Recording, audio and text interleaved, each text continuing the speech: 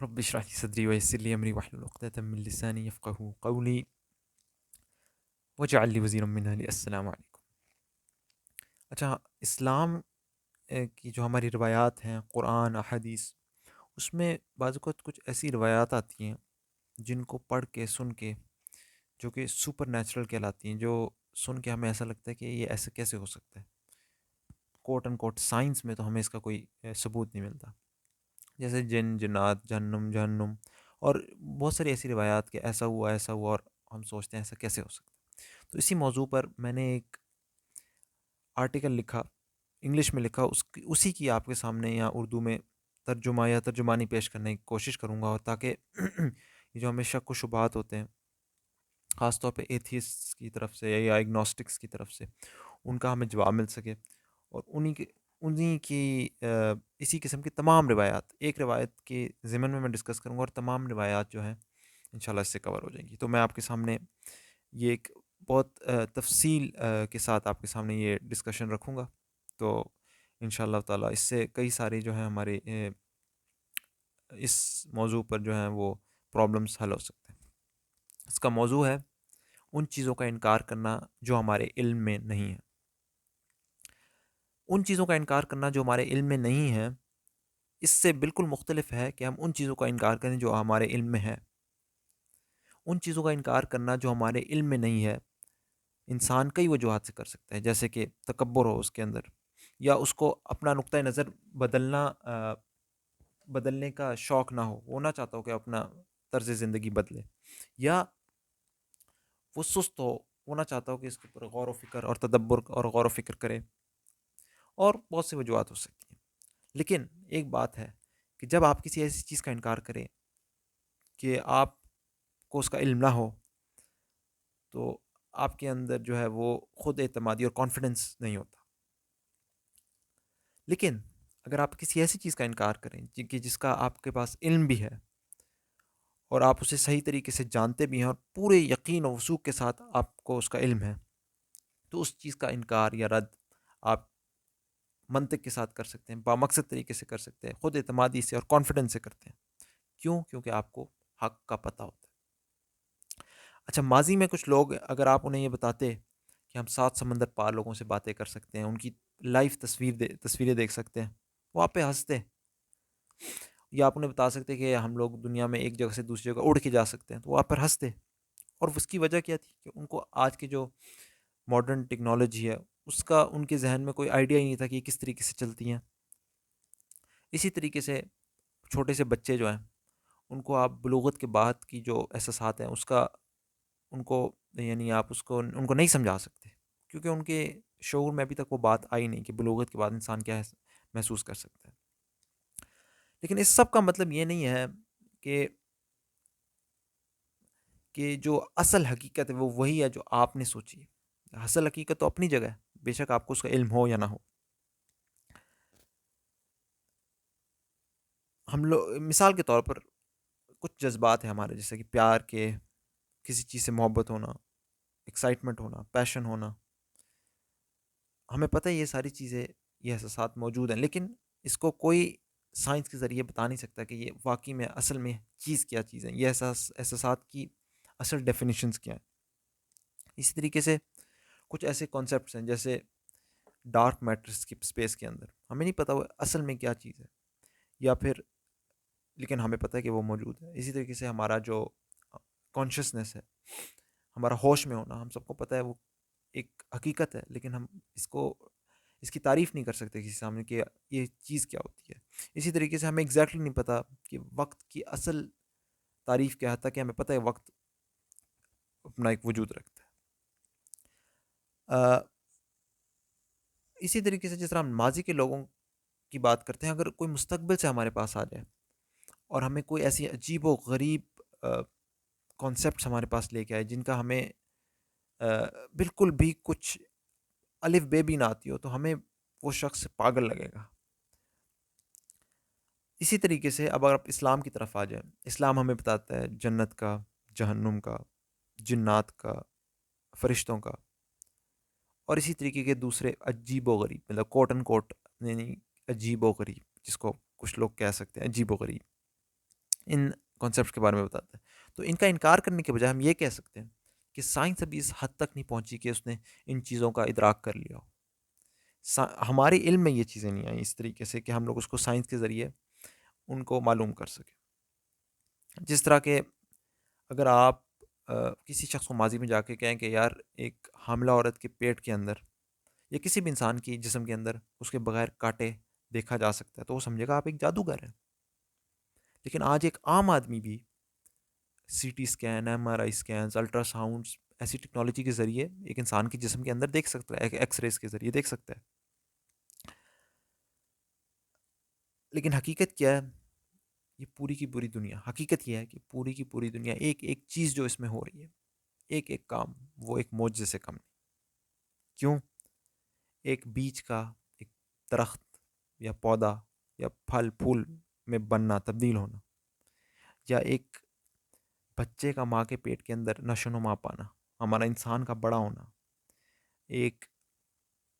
چوزے کا انڈے سے نکلنا، اور اسی طریقے سے پوری زمین کا، تمام سیاروں کا، ستاروں کا، پورے کائنات میں چلنا پھرنا، ہر چیز ایک ایک نظام، پانی کا اوپر جانا آسمان سے، پھر آسمان سے برسنا، ایک ایک چیز ایک معجزہ ہے. ہم معجزوں کے اندر ڈوبے ہوئے رہ رہے ہیں، لیکن ہمیں اس بات کا احساس نہیں. کیوں؟ کیونکہ ہم ان کے عادی ہو چکے ہیں. آج بھی اگر کوئی ایسی چیز ہمارے سامنے عجیب و غریب آ جائے تو ہم لوگ اسے پہلے تو ہم دنگ رہ جائیں گے. اور اس کی مثال، اس بات کی حقیقت کہ ہر چیز ہمارے ارد گرد معجزہ ہے، اس کی مثال ایک چھوٹا سا بچہ ہے جو اپنی فطرت پہ پیدا ہوتا ہے. آپ ہر نئی چیز جو اس کے سامنے رکھیں گے وہ حیران ہو کے دیکھے گا. اس کے لیے وہ ایک پہلا ایکسپیرینس ہوگا. آہستہ آہستہ زندگی گزارتے گزارتے جب جس چیز کا ایکسپیرینس ہوتا رہے گا وہ اس کا عادی ہو جائے گا، اس کو معجزہ نہیں سمجھے گا. حالانکہ پہلی دفعہ دیکھتے وقت وہ حیران تھا کہ یہ کیا، کیونکہ اس کے لیے وہ پہلا ایکسپیرینس تھا، پہلا تجربہ تھا. اسی طریقے سے میں جو یہ تمام عجیب و غریب روایات بریکٹ میں رکھ رہا ہوں، عجیب و غریب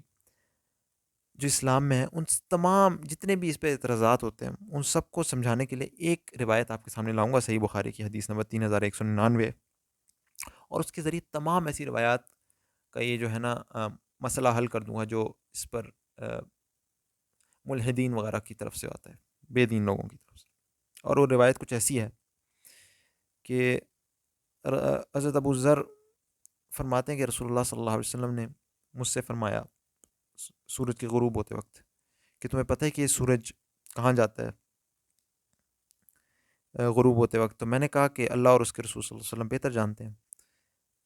تو اللہ کے نبی صلی اللہ علیہ وآلہ وسلم نے فرمایا کہ یہ کہاں جاتا ہے؟ یہ عرش کے نیچے، یہ چلتا رہتا ہے یہاں تک کہ یہ عرش کے نیچے جا کے سجدہ کرتا ہے. اس کے بعد وہ اجازت مانگتا ہے کہ پھر سے طلوع ہو جائے، اور اسے اجازت دے دی جاتی ہے، پھر وہ طلوع ہو جاتا ہے. یہاں تک کہ ایک وقت آئے گا کہ جب وہ سجدہ کرے گا لیکن اس کا سجدہ قبول نہیں کیا جائے گا. وہ اجازت مانگے گا، اسے اجازت نہیں دی جائے گی، اور پھر اسے حکم دیا جائے گا کہ وہیں سے لوٹ جاؤ جہاں سے تم آئے، تو پھر وہ مغرب سے طلوع ہوگا. یہ روایت آپ پڑھ سکتے ہیں جا کے، پوری صحیح بخاری کی روایت 3199.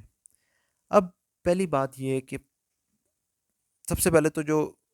انسان جس کے پاس علم نہیں، شک کرنے والا کہہ سکتا ہے کہ دیکھو جی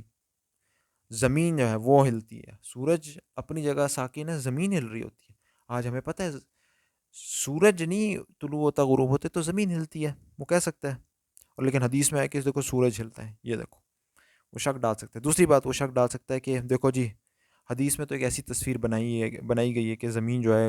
سورج سے بڑی ہے اور زمین جو ہے چپٹی ہے، سورج ایک سائڈ سے نکلتا ہے زمین کے گرد، پھر واپس جاتا ہے نیچے، پھر ایک عرش ہوتا ہے، عرش کے نیچے سجدہ کرتا ہے، پھر واپس آتا ہے.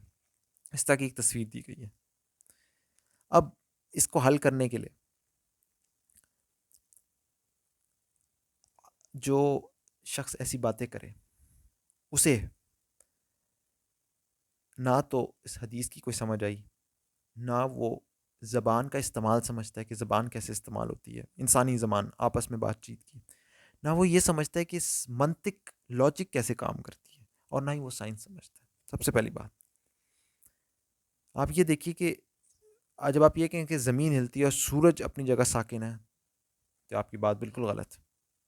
صرف یہی نہیں کہ سورج ہل رہا ہے، آج ہمیں پتہ ہے کہ کائنات کی ایک ایک چیز ہل رہی ہے، اور صرف ایک طرز پہ نہیں ہل رہی، بہت ساری ملٹیپل ڈائریکشنز اور ڈائمنشنز میں ہل رہی ہے۔ آپ زمین کو ہی دیکھ لیجئے، وہ اپنے گرد بھی گھوم رہی ہے، سورج کے گرد بھی گھوم رہی ہے، کائنات میں بھی چل رہی ہے، کتنی حرکتیں صرف اس زمین کی ہے، تو ہر چیز ہل رہی ہے اور کئی کئی طریقوں سے ہلتی ہے۔ انسان کو ہی دیکھ لیں، چلتے پھرتے کتنے زیادہ حرکتیں کر سکتا ہے، چل بھی رہا ہوتا ہے، اپنا منہ بھی چلا سکتا ہے، آنکھیں بھی ادھر ادھر کر سکتا ہے، مثال کے طور پر انسان۔ تو یہ اس کی بات بالکل غلط کہ سورج ہلتا ہے اور زمین اپنی جگہ۔ دوسری بات، یہ تو سائنس کی طرف سے ہو گیا، ٹھیک ہے۔ دوسری بات منطق کی اور مزید سائنس کی، اس کی غلطی دیکھیں جی، سائنس میں ایک چیز ہوتی ہے ریلیٹو موشن، چیزوں کا ایک دوسرے کی مناسبت سے ہلنا۔ اگر کوئی شخص ٹرین میں بیٹھا ہے اور ٹرین 100 کلومیٹر کی رفتار فی گھنٹے کی رفتار سے جا رہی ہے، تو اس شخص کے لیے تو وہ ٹرین یا ریل گاڑی اپنی جگہ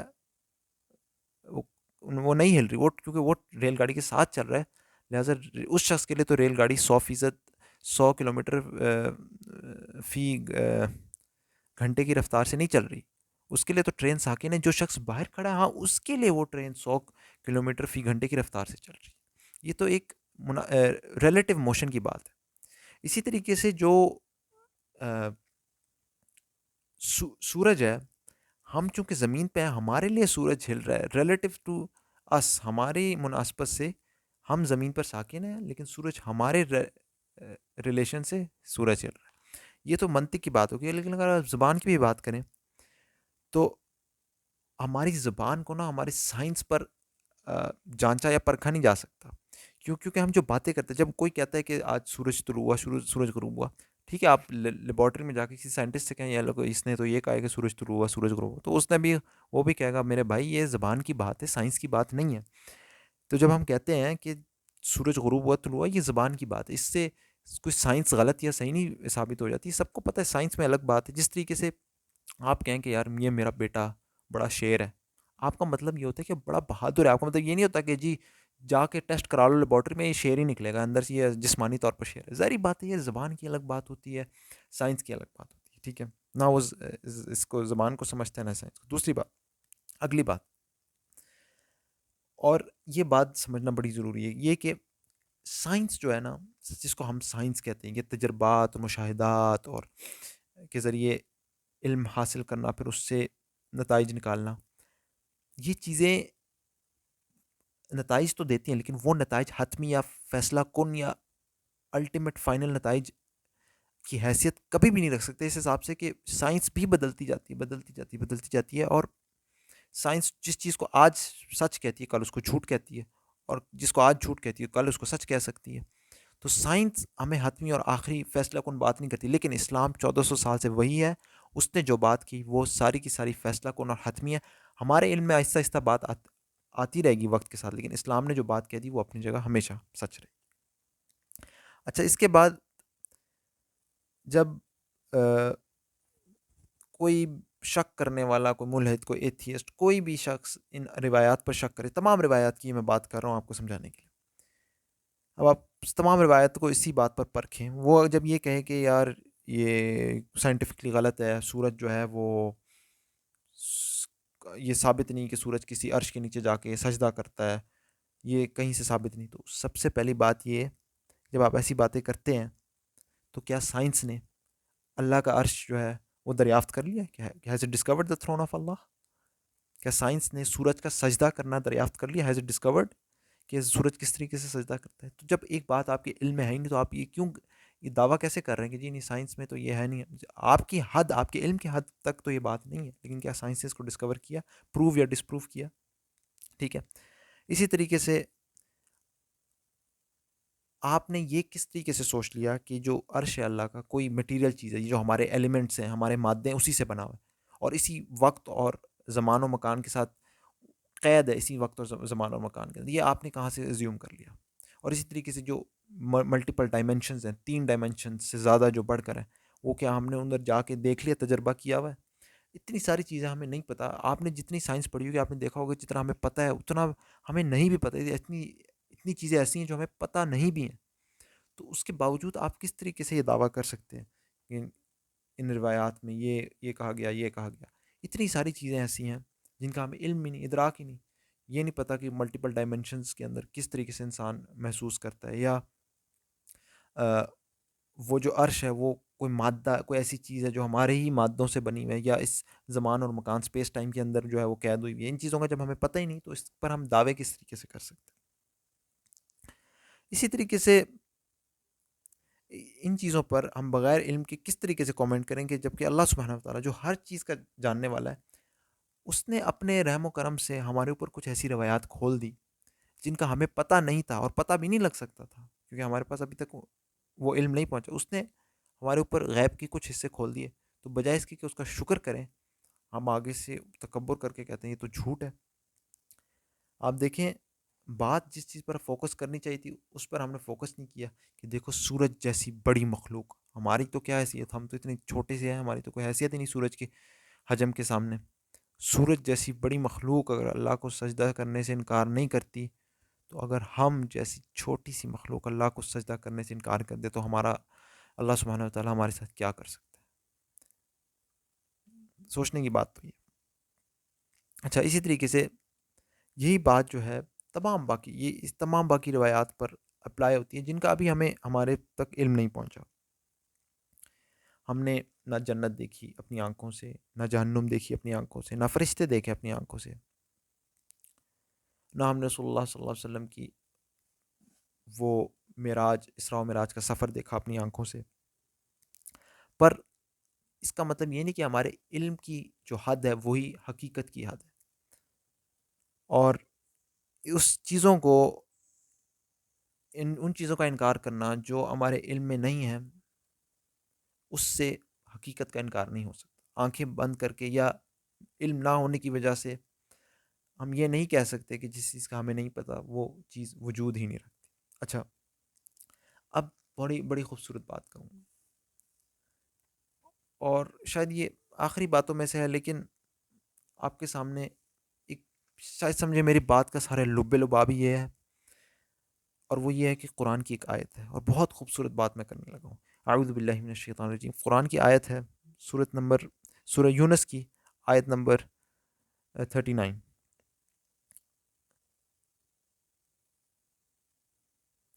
جس کے میرے خیال الفاظ کچھ یوں ہیں: بل کذبوا بما لم يحيطوا بعلمه ولما يأتيهم تأویلہ. بلکہ ان لوگوں نے انکار کر دیا اس چیز کا جس کے علم کا انہوں نے احاطہ ہی نہیں کیا تھا، اور جس کی تعویل ہی نہیں ان کے پاس آئی. سبحان اللہ. آپ دیکھیں، اسی طرح پچھلے لوگوں نے کیا، پس دیکھو کیا انجام تھا ظالموں کا. یہ آیت سورہ یونس کی آیت نمبر 39. سبحان اللہ. انسان کے اس رویے کو آج سے 1400 سال پہلے ہی قرآن نے یہ نازل کر کے ہمیں بتا دیا تھا کہ انسان کا یہ رویہ کہ وہ ان چیزوں کا انکار کرتا ہے جس کے علم کا وہ احاطہ نہیں رکھتا. اور یہ حقیقت بھی ہے کہ دیکھیں، قرآن جو ہے ہمیں ہمارے رویوں کے بارے میں، زمین و آسمان کے بارے میں، ہر چیز کے بارے میں، ہمارے بارے میں بتاتا ہے. کیونکہ دیکھیں، قرآن کی سورۃ الانبیاء کی آیت نمبر 10 میں اللہ سبحانہ و تعالیٰ نے فرمایا کہ ہم نے تمہارے اوپر ایک ایسی کتاب نازل کی جس میں تمہارا ذکر ہے. اس میں ہمارے انسانی رویوں کے، انسان کس طریقے سے ناشکری کرتا ہے، کس طریقے سے شکر گزاری کرتا ہے، کس طریقے سے اس کو جینا چاہیے، کیا کرنا چاہیے، کیا نہیں کرنا. انسان کے بارے میں ذکر ہے نا قرآن. تو قرآن نے خود کہا کہ اس کتاب میں تمہارا ذکر ہے، اور اس میں ہمارا ایک بڑا خوبصورت، یعنی ہمارے بارے میں یہ خدا نے ہمیں بتایا کہ انسان کا یہ ایک رویہ ہے کہ وہ اس چیز کا انکار کر دیتا ہے جس کا اسے علم نہیں.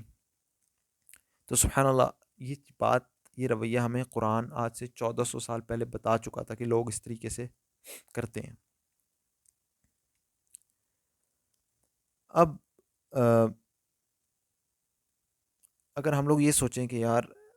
حقیقت صرف یہی ہے،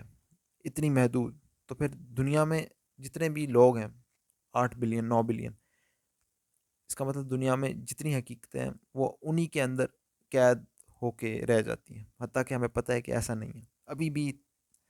چیزیں دریافت ہو رہی ہیں، ڈسکور ہو رہی ہیں، اور کانسیپٹس ڈسکور ہو رہے ہیں. ایسا نہیں ہے کہ جتنا علم انسان کے پاس ہے وہی حقیقت ہے. ورنہ پورا یہ جو کانسیپٹ ہے دریافت کرنے کا، ڈسکوری کا، یہی ختم ہو جاتا انسان کے علم کے بعد، اس کی کوئی حیثیت ہی نہ رہتی۔ اچھا، اسی طریقے سے اللہ تعالیٰ یہ جو جتنے بھی قدرت کے قوانین ہیں، تمام کے تمام قدرت کے قوانین، دا لاز آف نیچر، جس طریقے سے دنیا چلتی ہے، یہ اللہ تعالیٰ نے بنائے کہ کون سی چیز کس طرح ہوگی، پانی کا کتنی کانسنٹریشن ہوگی، کس طریقے سے بادل بنیں گے، کس طریقے سے زمین گھومے گی، گریوٹی کس طرح کام کرے گی۔ تو سوال یہ ہے کہ آپ جتنے یعنی کہ سبحان اللہ نے رولز بنائے ہیں، ہمیں کیا پتہ اللہ تعالیٰ نے سورج کے سجدہ کرنے کے کیا اصول بنائے ہیں، کیا طریقہ کار بنائے ہیں؟ ہمیں ہر چیز کا ادراک نہیں۔ بات یہ ہے کہ جو بھی رولز اللہ نے بتائے، ہم اس کا انکار کر کے کیا کہنا چاہتے ہیں کہ ہمیں ہر چیز، تمام رولز پتہ ہیں کہ اللہ تعالیٰ نے کائنات کے لیے کیا کیا رکھے؟ ہمیں تو نہیں پتہ۔ ہمیں تو جب غیب کی چیزوں کا نہیں پتہ، جنت جہنم اور فرشتے جن، تو ہم یہ کس طرح کہہ سکتے ہیں ہمیں پتہ ہے کہ سورج کس طرح سجدہ کرتا ہے؟ وہ ایسے ہی آپ کی طرح گھٹنے رکھ کے اور اپنے ہاتھ اور سر نیچے لگا کے سجدہ کرتا ہے۔ ہمیں کیا پتہ سورج کا سجدہ کرنا کیا، کس طریقے سے سورج سجدہ کرتا ہے؟ ٹھیک ہے، اسی طریقے سے اچھا، یہ بڑی ایک اہم بات ہے، اور وہ یہ ہے کہ ایک ایتھیسٹ جو ہے وہ ان چیزوں کو سمجھتا تو نہیں، ایسی روایات جب لے کے آتا ہے، بٹ آپ نے کبھی ایسے لوگوں کو جو ان روایات پر شک کر کے اسلام کو بدنام کرنا چاہتے ہیں، ان سے کبھی سنا کہ وہ بات کر رہے ہوں کہ یار یہ جو شراب ہے نا، شراب کی حرمت اور زنا کی حرمت، اس کے یہ فوائد ہوتے ہیں؟ کبھی کسی ایسے شخص نے جو اسلام کو بدنام کرے ایسی باتیں کی کہ یار نماز پڑھنے کے جسمانی طور پر، روحانی طور پر، ہماری ذہنیت پر یہ فائدے ہوتے ہیں؟ یا اس نے بات کی ہو کہ یار یہ جو وضو کرنا ہے اس سے صفائی ستھرائی کے یہ فائدے ہوتے ہیں، یا روزے رکھنے سے انسان کے جسم کو، انسان کے بلڈ پریشر کو یہ فائدے پہنچتے ہیں؟ ان چیزوں کے بارے میں ایسے لوگ کیوں نہیں بات کرتے جو لوگ اسلام کو بدنام کرتے؟ کیوں کیوں نہیں کرتے؟ ظاہری بات ہے کیونکہ سائنس نے ان چیزوں کو ثابت کر دیا ہے کہ نماز پڑھنے کے انسان کی جسمانی طور پر، روحانی طور پر، ذہنی طور پر کتنے فائدے، روزے رکھنے کے کتنے سارے فائدے ہیں جسمانی طور پر، انسان کی وضو سے طہارت کی اور صفائی ستھرائی کے ہائیجینک کتنے سارے فائدے ہیں۔ سائنس نے ان چیزوں کو ثابت کر دیا، تو یہ لوگ جو اسلام سے دشمنی رکھتے ہیں، وہ سائنس کی یہ ریسرچز کیوں نہیں لے کے آتے؟ یہ ان کے ایک باعث نہیں ہے اسلام کے خلاف، ایک بغض نہیں ہے ان کے دل میں نظر آتا ہے اس چیز سے کہ وہ والی روایات تو لیں جن کو ہم سائنس نہیں سمجھا سکتی، لیکن ان روایات کو کیوں نہیں لے کے آتے جو سائنس ثابت کر چکی ہے کہ جن کے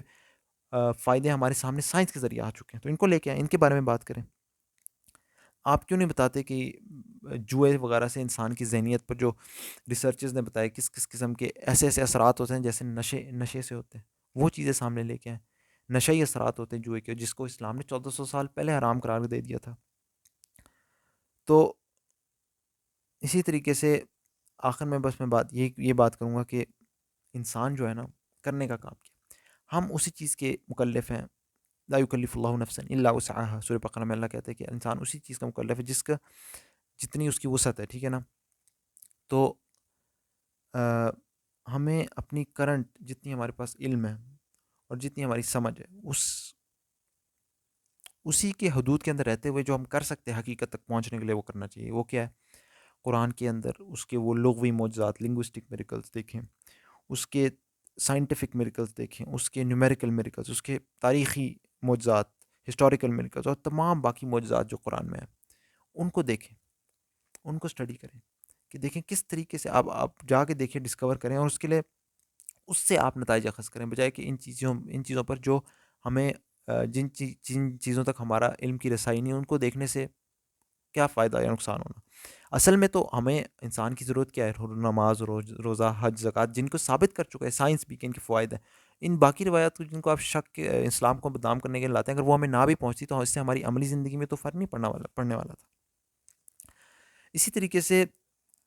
یہ ہمارا کام جو ہے وہ یہ ہے کہ ان معجزات کو دیکھیں، جہاں تک ہماری حد ہے علم کی، اس کو دیکھیں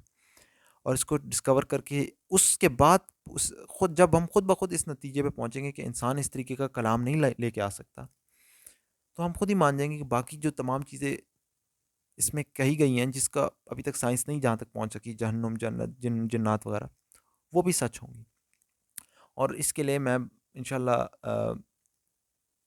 آپ لوگوں کو اپنی طرف سے یہ نصیحت کروں گا، سورہ جو نوح ہے، سورہ نمبر 71 قرآن کی، اس کی